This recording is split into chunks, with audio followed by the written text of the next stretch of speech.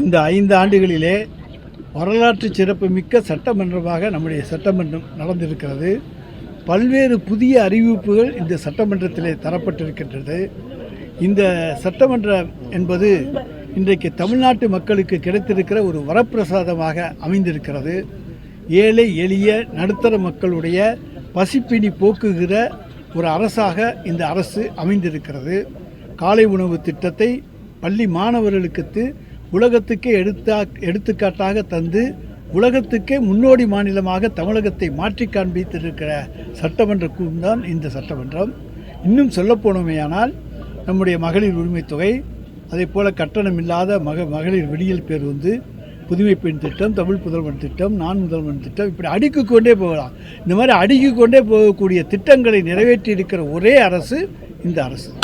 OPS வந்து அடுத்தது திமுக ஆட்சி வர்றதுக்கான வாய்ப்புகள் அதிகமாக இருக்குது அப்படிங்கிற மாதிரி சொல்கிறாரு. அதேமாதிரி அவருடைய ஆதரவாளர் வந்து சட்டசபையில் முதலமைச்சர் வந்து புகழ்ந்து பேசுகிறாரு. ஓபிஎஸ் திமுக கூட்டணிக்கு வருவதற்கான அறிகுறிகள் அது அறிகுறிகளாக எடுத்துக்கொள்ளலாம். யார் வந்தாலும் வரவேற்கக்கூடியவர் எங்களுடைய தலைவர் தளபதி. இல்லை, அவரே முன்னாள் முதலமைச்சராக இருந்தவர், ஜெயலலிதாவுடைய வந்து விசுவாசியாக இருந்தவர், அவரே வந்து அடுத்த திமுக ஆட்சி தான் அமையும் அப்படின்னு சொல்கிறத எப்படி பார்க்குறீங்க?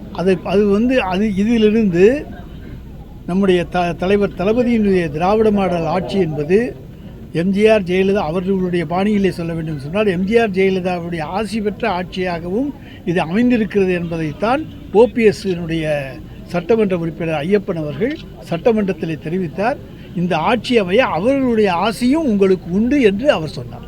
சார், அதிமுக ஆட்சி காலத்தில் ஆதிராவிடக்கு ஒதுக்கப்பட்ட நிதியை வந்து திமுக அரசு ஒதுக்காமல் மற்ற இதுக்கு மற்ற பணிகளுக்கு செலவிடுது அப்படின்னு சொல்லி குற்றச்சாட்டு நயனாநாயகன் குற்றச்சாட்டு கட்டியிருக்காங்க. நயனாநாயகன் ஆதாரத்தோடு குற்றச்சாட்டு சொன்னாரையானால் அதற்கு நாங்கள் பதில் சொல்ல கடமைப்பட்டிருக்கிறோம். பொத்தாம் புசலியாக ஏதாச்சும் ஒன்று அந்த நிதியை எடுத்து இங்கே வச்சுட்டாங்க, இங்கே எடுத்து அங்கே வச்சுட்டாங்கன்னு சொன்னால் அதெல்லாம் தவறு. ஆதாரத்தோடு அவர் சொல்லட்டும், அதற்கு எங்களுடைய பதில் நிச்சயமாக இருக்கும்.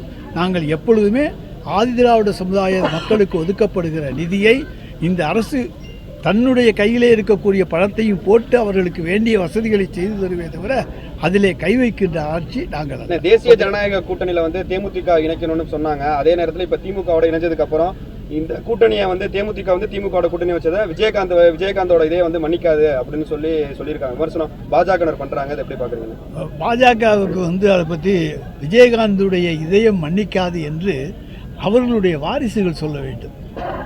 ஏன்னா பாஜக ஒன்றும் விஜயகாந்தனுடைய வாரிசு அல்ல. விஜயகாந்துக்கு எந்த இதுவும் அவங்க செஞ்சதும் கிடையாது. எனவே விஜயகாந்த் அதாவது 2016 விஜயகாந்த் அன்றைய திராவிட திமுக கூட்டணிக்கு வர வேண்டிய சூழ்நிலை இருந்தது. ஆனால் அதை மடைமாற்றி விட்டார்கள். அதுதான் அன்றைக்கு நடந்தது. எனவே தான் அதை இன்றைக்கு அவருடைய துணைவியார் திருமதி பிரேமலதா விஜயகாந்த் அவர்கள் நிறைவேற்றியிருக்கிறார்கள். நிச்சயமாக விஜயகாந்த் இன்றைக்கு அவருடைய ஆவி ஆத்மா எதுவாக நீங்கள் சொன்னாலும் அது இந்த கூட்டணியை வாழ்த்தும் வரவேற்றும். இது தமிழ்நாட்டு மக்களுக்கு தேவையான கூட்டணி என்று சொல்லும். தேமுதிக உள்ள இழுத்ததுனால காங்கிரஸுக்கு ஒரு செக் வச்சிருக்கிறதா நம்ம பார்க்கலாமா? ஏன்னா ஆட்சியில் பங்கு நாங்கள் யாருக்கும் நாங்கள் செக் வைக்க மாட்டோம். எங்களை பொறுத்த வரைக்கும் எங்கள் கூட்டணியில் எல்லாரையும் வச்சுக்கிட்டு அரவணைத்து இந்தியாவிலேயே ஒரு முன்மாதிரியான ஒரு கூட்டணியை வைத்து கொண்டிருப்பவர் எங்களுடைய தலைவர். எந்த நிகழ்ச்சியிலே யாரையும் பிரிய விடாமல் எல்லாரையும் அரவணைத்து எல்லோருக்கும் ஒரே மாதிரியாக ஒரு எம்எல்ஏ இருக்கிறதுக்கும் 15 எம்எல்ஏ இருக்கிறவங்க யாராக இருந்தாலும் எல்லோருமே நம்முடைய தோழமை கட்சி தலைவர்கள் என்று அந்த தோழமைக்கு மரியாதை தருகிற மதிப்பு தருகிற ஒரே அரசியல் தலைவர் என்று எடுத்துக்கொண்டால் எங்களுடைய தலைவர். சென்னை உயர்நீதிமன்றம் ஒரு அமைச்சர் மேலே எஃப்ஐஆர் போடுறதுக்கு உண்டான போடணும் அப்படின்னு சொல்லியிருக்காங்க. அந்த துறையோட அமைச்சர் நீங்கள் அதை வந்து நம்ம வந்து எப்படி சார் பார்க்குறோம்? RS பாரதி எங்களுடைய அமைப்பு செயலாளர் RS பாரதி அவர்கள் ஏற்கனவே அதுக்கு பதில் சொல்லிட்டாரு. அதுக்கு வழக்கு பதிவு செய்யப்பட்டிருக்கிறது என்று சொல்லியிருக்கார். டிவிஎஸ்சியில் வழக்கு பதிவு செய்ய அனுமதி அளிக்கப்பட்டிருக்கிறது என்று அவர் RS பாரதியோட ஸ்டேட்மெண்ட் நேற்றே வந்துருச்சு. இல்லை, அவர் வழக்கு பதிவு செஞ்சாச்சா? நம்ம டிவிஎஸ்சி வந்து வழக்கு பதிவு செஞ்சுட்டாங்களா? இல்லாமல் அவர் ஒரு செய்தியை சொல்ல மாட்டார்ல. கோர்ட்டுக்கு நாளைக்கு அது போகும்ல. அதனால் கோர்ட்டு சொல்கிறதுக்கு முன்னாலேயே எங்களுடைய தலைவர் தளபதி ரகுபதியாக இருந்தாலும் செல்லபாண்டியனாக இருந்தாலும் யாராக இருந்தாலும் நியாயப்படி நடக்கக்கூடியவர். ஆனால் அவருக்கு தெரியும் இதில் இருக்க வந்து அந்த அமைச்சர் எந்த தவறும் செய்திருக்க வாய்ப்பு இல்லை என்பது எங்களுடைய தலைவருக்கு தெரியும். இருந்தாலும் நீதிமன்றத்திலே ஒரு வழக்கு என்று போடப்பட்டிருக்கின்ற காரணத்தாலே டிவிஎஸ்சியினுடைய விசாரணைக்கு உத்தரவிட்டிருக்கிறார். ஏற்கனவே அமித்ஷா வந்து தொடர்ச்சியா தமிழ்நாடு வந்துட்டு இருக்காரு. இப்போ மார்ச் மாதம் 3 முறை வந்து பிரதமர் வந்து தமிழ்நாட்டுக்கு வர போறாங்க. எப்படின்னா அதையெல்லாம் ஏதாச்சும் நல்ல திட்டங்களோடு வந்தாங்கன்னா வரவேற்போம், இல்லைன்னா என்ன பண்ணுற தமிழ்நாட்டு மக்களுடைய தலையெழுத்து என்ன. சார், தலைமை சொன்னால தான் வந்து பொறுத்து இருக்கோம் அப்படின்னு சொல்லி மாணிக்க தகவல் பேசியிருக்காரு. இந்த நிலைமையில் வந்து இது காங்கிரஸ் கூட்டணிக்கு எதுவும் ஒரு தலைமை வந்து அமைதியாக இருக்கனால எதுவும் மாற்றம் இருக்குமா சார்? நான் தான் சொல்கிறேன், நாங்கள் எங்கள் கூட்டணியில் கூடத்தான் சேர்த்து இருக்கமே தவிர குறைக்க மாட்டோம். யாரையும் கட் பண்ணி விடுகிற அல்லது அவர்களை வந்து எங்கள்கிட்ட இருந்து போங்கன்னு சொல்லுகிற பழக்கம் திராவிட முன்னேற்றக் கழகத்துக்கோ எங்கள் தலைவர் தளபதிக்கோ கிடையாது. நாங்கள் யார் வந்தாலும் அரவணைத்து அவர்களை எப்படி கொண்டு செல்வது என்பதுதான் பார்ப்போமே தவிர யாரையும் கட் பண்ணி விட மாட்டோம். காங்கிரஸை நாங்கள் இணைத்து கொள்ளுதோம். நேற்றைய கூட செல்வ பெருந்தகை அவர்கள் காங்கிரஸ் கட்சி தலைவர் எங்களுடைய தலைவரை சட்டமன்றத்திலேயே வசந்த மண்டபத்தில் சந்தித்து பேசியிருக்கின்றார்.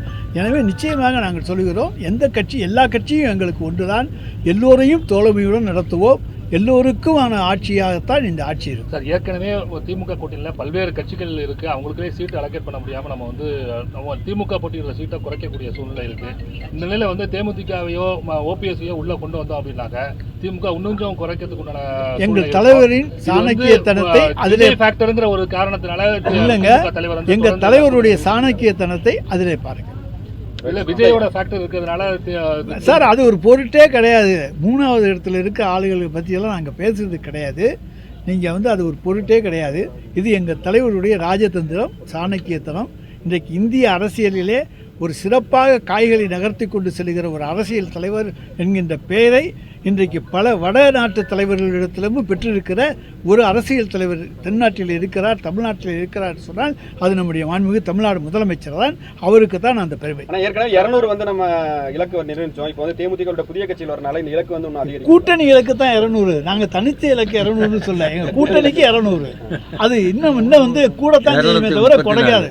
இதுவரையும் தமிழக தேர்தல் எல்லாத்துலயுமே திமுக அதிமுக அப்படிதான் போட்டி நடந்திருக்கு. இந்த தேர்தலும் அப்படித்தான் இருக்கும்னு பாக்குறீங்களா? விஜய் வந்திருக்காரு, நாம் தமிழர் கட்சி ஒரு யார் வந்தாலும் நாங்கள் எங்களுக்கு எல்லாரையும் சமநிலையில் தான் பார்ப்போம். ஆனால் எங்களை பொறுத்த வரைக்கும் வெற்றி கோட்டை நெருங்கி கொண்டிருக்கிற ஒரு கூட்டணி எங்களுடைய கூட்டணி. நிச்சயமாக 200 இடங்களை பெறுகின்றதில் எந்த விதமான சந்தேகமும் கிடையாது. பல சர்வேக்கள் அதனுடைய ரிசல்ட்டை தந்திருக்கின்றன. பல தொகுதிகளிலும் பல்வேறு விதமான சர்வேகள் எடுக்கப்பட்டிருக்கின்றன. எல்லாவற்றிலுமே எங்களுக்கு சாதகமான பதில் தான் கிடைத்திருக்கிறது. அது தலைவர் தளபதியுடைய ஆட்சிக்கு கிடைத்திருக்கிற சிறப்பு. கடந்த காலங்களில் நம்ம சர்வேயை வந்து ஒரு பொருட்டா மதிக்க மாட்டோம் அப்படி நம்ம வந்து சொல்லிக்கிட்டு இருந்தோம். இப்போ இந்த காலகட்டத்தில் சர்வே எல்லா அமைச்சர்களுமே வந்து சர்வேயில் சொல்லுது அப்படின்னு நம்ம சொல்றோம். நாங்கள் வந்து சர்வேயை பொருட்டா எடுத்துக்கிறது கிடையாது, எங்களுடைய உழைப்பை தான் பொருட்டா எடுத்துக்குவோம். இருந்தாலும் பார்க்கணும்ல, என்ன இருக்கு, எப்படி ஒரு டெஸ்ட் பண்ணி பார்க்கணும்ல, அதைத்தான் பார்த்துருக்கிறோம். எங்களுடைய உழைப்பின் மீது நம்பிக்கை இருக்குது. நாங்கள் 5 வருஷம் கஷ்டப்பட்டுருக்கோம். இரவு பகலாக இந்த அமைச்சர்களும் இந்த சட்டமன்ற உறுப்பினர்களும் இந்த கழகத்தினுடைய மாவட்ட செயலாளர் ஒன்றிய செயலாளர்களும் பாடுபட்டிருப்பதைப் போல இந்த 5 ஆண்டு காலத்தை போல எந்த காலத்தில் அவங்க யாருமே கஷ்டப்பட்டு போராடி இருக்க மாட்டாங்க. ஒவ்வொரு வாக்காளரையும் இதுவரைக்கும் 2லேருந்து 3 தடவை சந்திச்சிட்டோம்.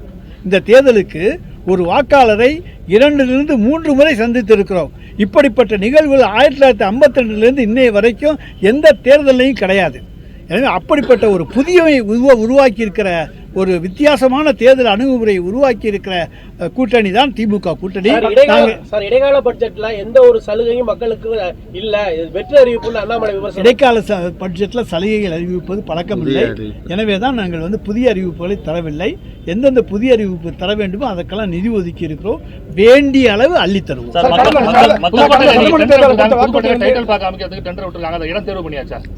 அது இடம் தேர்வு பண்ணாமல் டெண்டர் விட மாட்டாங்க. கடந்த சட்டமன்ற தேர்தல் வாக்குறுதி 90% மேலே நம்ம வந்து நிறைவேற்றி சொல்லி திமுக கூட்டணி சொல்றோம்.